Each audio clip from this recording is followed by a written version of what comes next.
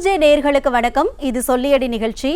இந்திய கம்யூனிஸ்ட் கட்சியை சேர்ந்த நிர்வாகி மதுர் சத்யா பாலியல் குற்றத்தால கைது செய்யப்பட்டிருக்கிறார். அதை பத்தி நம்ம ஸ்ரீராம் கிட்ட இன்னைக்கு நிறைய விஷயங்கள் பேச போறோம். ஸோ அவர் வெல்கம் பண்ணிட்டு நிகழ்ச்சிக்குள்ள போயிடலாம். சார் வணக்கம். வணக்கம் அரசி. சார், இப்போ திமுக கூட்டணியில இருக்கிற இந்திய கம்யூனிஸ்ட் கட்சியை சேர்ந்த நிர்வாகி மதுர் சத்யா பாலியல் குற்றத்தால கைது செய்யப்பட்டிருக்காரு. ஃபெமினிசம் முற்போக்குன்னு சொல்லிட்டு இப்படி விஷயம் பண்ணியிருக்காருன்னா ரொம்ப அதிர்ச்சி அளிக்கக்கூடிய விஷயமா தான் பார்க்க முடிகிறது. இதில் அதிர்ச்சி அடைகிறதுக்கெலாம் ஒன்றுமே கிடையாது.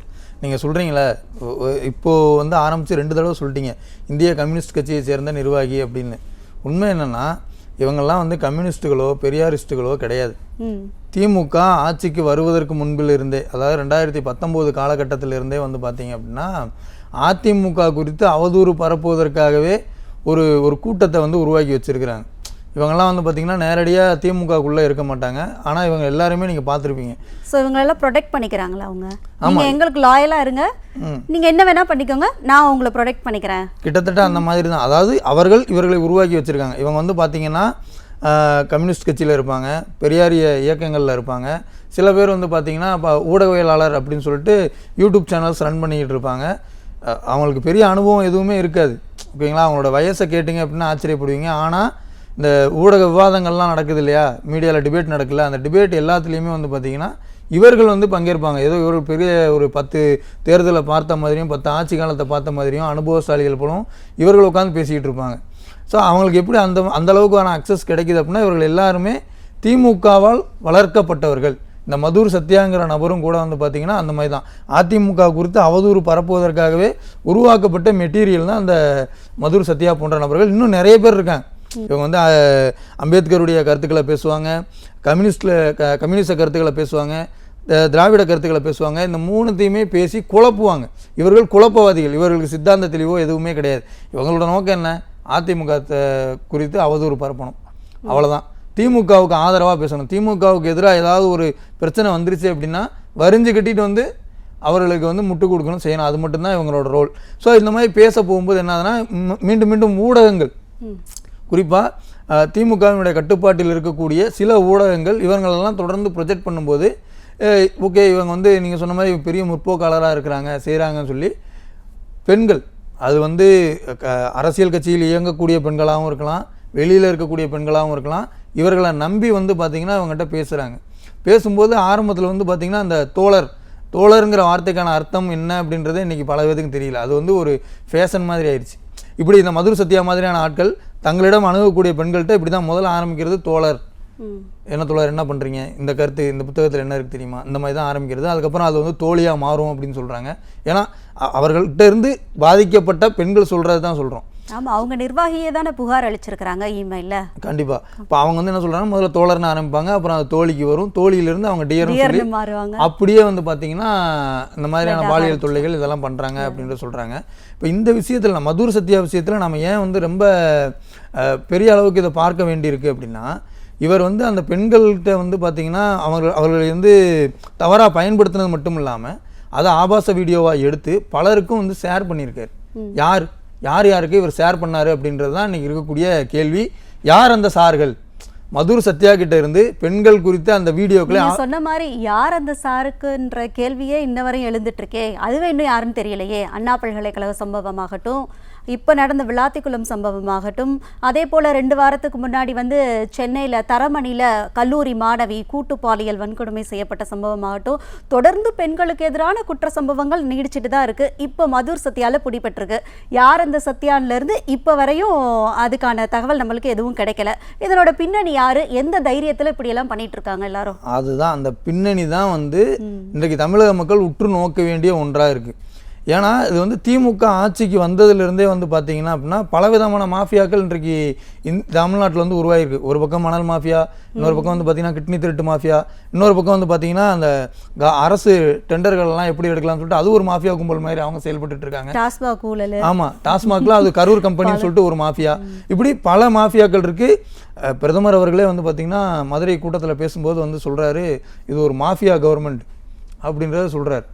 ஓகே, அந்த அளவுக்கு நிறைய மாஃபியாக்கள் இருக்குது. அதில் ஒரு மாஃபியாவாக இந்த மாதிரி பெண்களை குறிவைத்து டார்கெட் பண்ணி அவர்களை வந்து வலையில் வீழ்த்தி அவர்களை பலருக்கும் விருந்தாக்கக்கூடிய ஒரு மாஃபியா கும்பல் திமுகவினுடைய நிழலில் செயல்பட்டு இருக்கான்ற சந்தேகம் வருது. ஏன் இந்த சந்தேகத்தை கேட்குறேன்னா, நீங்கள் சொன்ன மாதிரி அண்ணா யூனிவர்சிட்டியில் வந்து ஞானசேகரன் வந்து மாட்டுறாரு. இப்போ அந்த வழக்கில் வந்து யாரோ ஒரு சாருக்கு இணங்கணும்னு சொல்லி அந்த பெண்ணை வற்புறுத்தினார், ஞானசேகரன் வற்புறுத்தினார் அப்படின்றது முதல் தகவல். ஸோ அந்த யார் அந்த சாருங்கிற கேள்வி அப்போ தான் வருது. அதிமுக அதை ஒரு சட்டமன்றத்திலே போய் கேட்குறாங்க, யார் அந்த சார் அப்படின்ட்டு கேட்குறாங்க. அந்த ஞானசேகரனுடைய வீட்டில் வந்து பார்த்தீங்க அப்படின்னா அவனுடைய பெட்ரூமில், அவன் வீட்டு பெட்ரூமில் வந்து பார்த்தீங்கன்னா உட்காந்து அமைச்சர் மா சுப்பிரமணியன் வந்து பிரியாணி சாப்பிட்றாரு. அது குறித்து கேட்டோம்னா அவர் நான் சாப்பிட்ட பிரியாணி இல்லை, நீங்கள் பிரியாணி சாப்பிட்டீங்களா உப்புமா சாப்பிட்டீங்களான்ற விஷயம் இல்லை, அவன் வீட்டில் உங்களுக்கு என்ன வேலை அப்படின்றதான் கேள்வி. அந்த கேள்விக்கு இப்போ அவர் பதில் சொல்லலை. எதிர்க்கட்சி தலைவர் சமீபத்தில் பேசும்போது சொன்னார், இந்த அண்ணா யூனிவர்சிட்டி அந்த பாலியல் வன்கொடுமை வழக்கில் வந்து பார்த்திங்கன்னா ஒரு அமைச்சருக்கு தொடர்பு இருக்குது, நாங்கள் ஆட்சிக்கு வரும்போது அதை வந்து நாங்கள் வெளிப்படுத்துவோம் அப்படின்றத அவரும் சொல்லியிருக்கிறார். அப்போது அங்கேருந்தே யாருன்ற சார்ன்ற கேள்வி வருது. அதற்கு பிறகு வந்து பார்த்திங்க அப்படின்னா அரக்கோணத்தில் தெய்வ செயல்னு ஒருத்தர் மாட்டுறார். அந்த தெய்வ செயல் என்ன பண்ணுறாருன்னா, பல பெண்களை அவரும் இது போல் தன்னுடைய வலையில் வீழ்த்தி அவர்களை வந்து அதுலேயும் ஒரு பெண்ணை வந்து திருமணம் செய்திருக்கிறார்.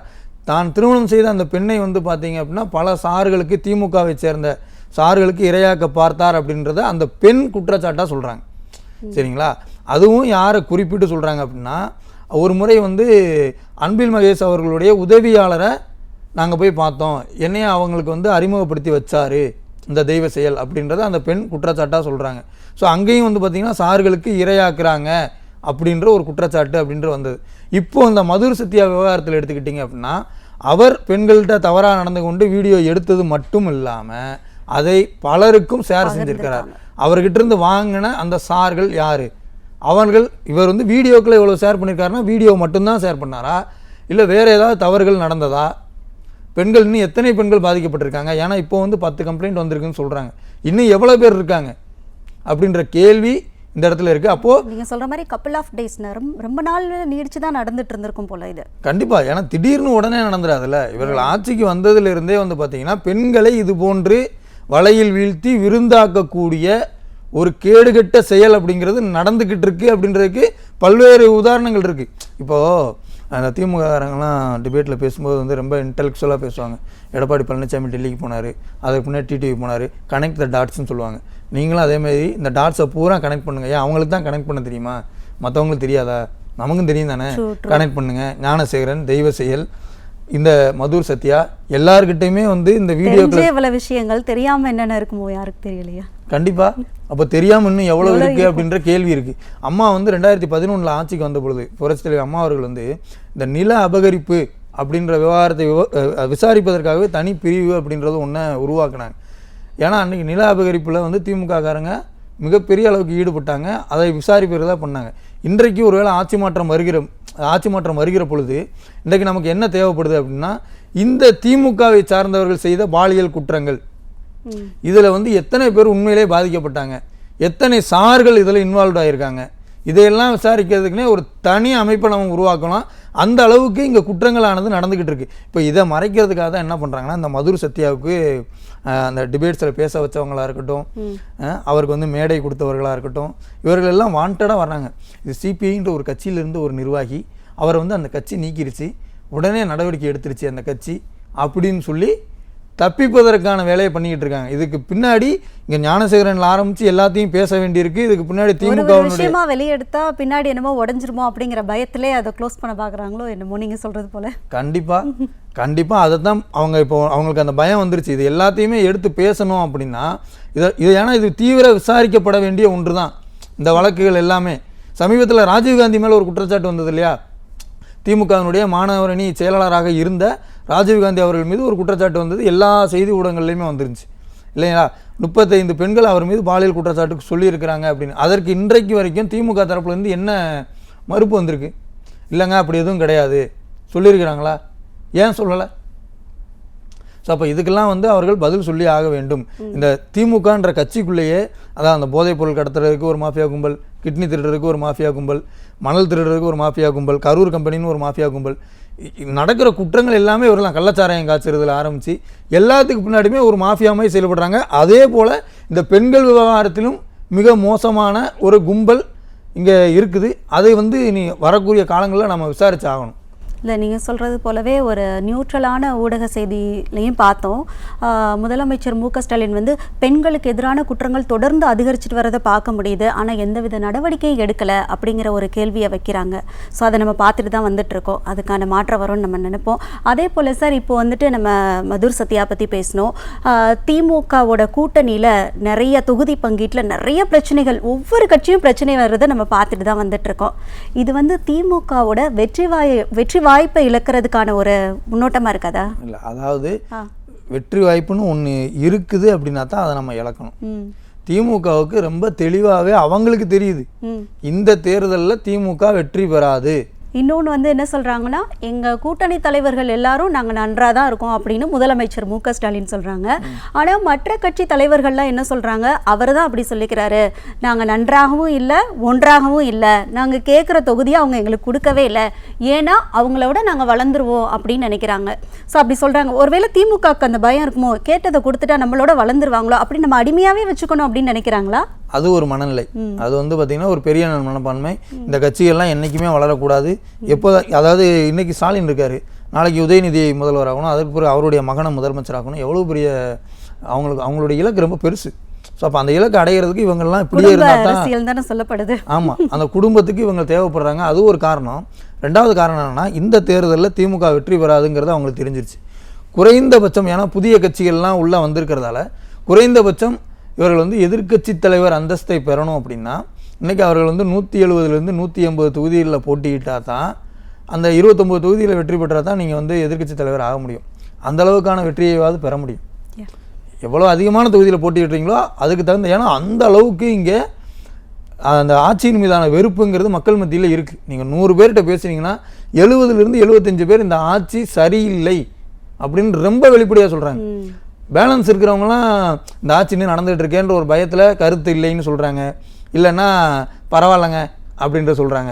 யாருமே நல்லா இருக்குன்னு சொன்னது, ஏன்னா திமுக காரர்களே இந்த ஆட்சி நல்லா இருக்குன்னு வெளிப்படையாக சொல்கிறதுக்கு தயங்குறாங்க.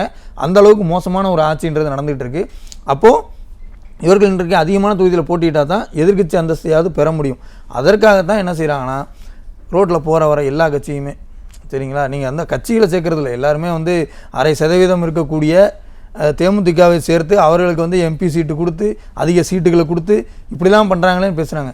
ஆம் ஆத்மி கட்சி தமிழ்நாட்டில் இருக்கிறது யாருக்குமே தெரியாது. கண்டிப்பாக அந்த கட்சி கூடலாம் கூப்பிட்டு வந்து பேச்சுவார்த்தை நடத்திருக்காங்க. நம்ம வந்து அண்ணா யூனிவர்சிட்டிக்குள்ளே வந்து பார்த்திங்கன்னா ஒரு பென் கேமரா வச்சுட்டு போய் ஒரு நாள் ஃபுல்லாக நின்னோம் அப்படின்னா அங்கே தண்ணி கேன் போட வர்றவங்ககிட்ட கூட இவங்க கூட்டணி பேசுவாங்க போல். அந்த நிலைமையில தான் இன்றைக்கி திமுகவினுடைய நிலை அப்படிங்கிறது இருக்குது. அவர்கள் அதிக இடங்களில் போட்டி போட்டாகணும். அதே நேரத்தில் எந்த கட்சியும் அவங்கள விட்டு வெளியிலையும் போயிடக்கூடாது.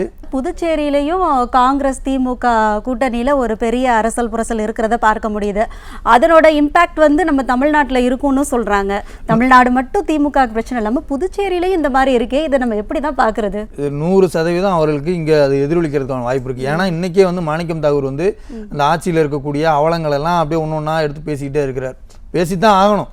அந்த அளவுக்கு இங்கே குற்றங்கள் இருக்குது. அதை தான் வந்து அவர் பேசுகிறாரு. ஸோ ஏன் சொல்ல வரேன்னா, இப்போ இவங்களோட நிலைமை என்னென்னா, எந்த கட்சியும் வெளியில் அனுப்பவும் முடியாது. அதே நேரத்தில் வந்து பார்த்திங்கன்னா அவங்க கேட்கக்கூடிய தொகுதிகளை கொடுக்கவும் முடியாது. எப்படியாவது ஏதாவது ஒன்று செய்து அவர்களுக்கு பணம் கொடுத்தோ அல்லது மிரட்டியோ ஏதாவது ஒரு வகையில் வற்புறுத்தி அவர்களை கட்டாயப்படுத்தி இந்த கூட்டணியில் தக்க வைக்க வேண்டிய தேவை அப்படிங்கிறது வந்து இன்றைக்கி திமுகவுக்கு இருக்குது. அதை வந்து அவர்களுடைய ஸ்லீப்பர் செல்ஸ் மூலமாக ரொம்ப தெளிவாக சொல்கிறாங்க. நீங்கள் சொன்ன மாதிரி திருமாவளவன் பேசும்போது சொல்கிறாரு, நாம் வளருவதை இங்கே இருக்கக்கூடிய பெரும்பாலான நபர்கள் வந்து விரும்புறதில்லை, நாம் வளரணுங்கிற நல்ல எண்ணத்தோடு இங்கே பெரும்பாலான நபர்கள் இல்லை அப்படின்னு சொல்கிறார். அவர் வந்து ஒட்டுமொத்த சமூகத்தையும் குற்றம் சாட்டி சொல்கிறார். ஆனால் அவர் அப்படி சொன்னால் கூட அவர் உள்ளிருந்து சொல்வது திமுகவை தான். ஏன்னா அவருக்கு தெரியும், திருமாவளவன் அவர்கள் அவருடைய கட்சி வந்து பொது தொகுதியில் போட்டியிட்ட போயும் இதே சமூகம் அவர்களை வந்து வெற்றி பெறத்தான் செய்திருக்கிறது. வெற்றி பெற செய்யாமலாம் இல்லை, அவர்களை வீழ்த்தலாம் கிடையாது. இங்கே அவர்களை ஒரு வன்மத்தோடு பார்க்குறது யார் அப்படின்னா திமுக மட்டும்தான். அதை வன்னியரசு அவர்கள் ஏற்கனவே ஒரு முறை சொல்லியிருக்கிறார், நீங்கள்லாம் பொது தொகுதிக்கு ஆசைப்படாதீங்கன்னு கருணாநிதியே சொன்னார் அப்படின்னு. சரிங்களா, இங்கே வன்மத்தோடு பார்க்குறது அவங்க மட்டும்தான். ஸோ அப்போ இங்கே வந்து பார்த்திங்கன்னா இப்போது இவர்களும் இன்றைக்கும் அதே பார்வையில் தான் திமுக அவர்களை பார்க்குது. அது திருமாவளவனுக்கு வந்து பார்த்திங்கன்னா மிகப்பெரிய ஒரு வழியாக அவர் மனசில் இருக்குது. அதை அவர் வெளிப்படுத்தியிருக்கிறார். காங்கிரஸ் கட்சியிலேருந்து வந்து பார்த்திங்கன்னா கூட்டணி அமைச்சதுக்கு பிறகும் இன்றைக்கு வரைக்கும் இன்றைக்கு வரைக்கும் வந்து பார்த்தீங்கன்னா ராகுல் காந்தியும் சரி சோனியா காந்தியும் சரி இந்த கூட்டணி பற்றி ஒரு வார்த்தை கூட பேசலை. சோடங்கர் ரொம்ப வெளிப்படையாக சொல்லிட்டார், எங்களுக்கு இதில் வந்து கொஞ்சம் கூட சந்தோஷமே இல்லை அப்படின்றத அவரும் சொல்லிட்டார். இன்றைக்கி அந்த கூட்டணியில் இருக்கக்கூடிய எல்லாருமே ஒரு வேண்டா வெறுப்பாக ஏதோ ஒரு அழுத்தத்தின் காரணமாக தான் இருக்காங்க. இது மிகப்பெரிய அளவில் திமுகவினுடைய இதுவரை நாங்கள் வெற்றி பெற்றுக்கொண்டே இருக்கிறோம் அப்படின்னு சொல்கிறாங்க இல்லையா, அதுக்கு ஒரு புல் ஸ்டாப்பை இதை இந்த கூட்டணி தான் வைக்க போகுது. மதுர் சத்யாவாகட்டும், அதே போல் திமுகக்குள்ள கூட்டணி தொகுதி பங்கீட்டில் என்னென்ன பிரச்சனைகள் நடக்குது, பின்னாடி என்னென்ன விஷயங்கள் நடக்கிறதுன்றதை தெளிவாக அழகாக எடுத்து சொன்னீங்க. அதுக்கு ரொம்பவே நன்றி சார். நன்றி. என்ன நேயர்களே, இதே மாதிரி வேற ஒரு நிகழ்ச்சியில் உங்களை சந்திக்கிறேன். அதுவரை உங்களிடமிருந்து விடைபெறுவது நான் உங்கள் அரசி சுதாகர்.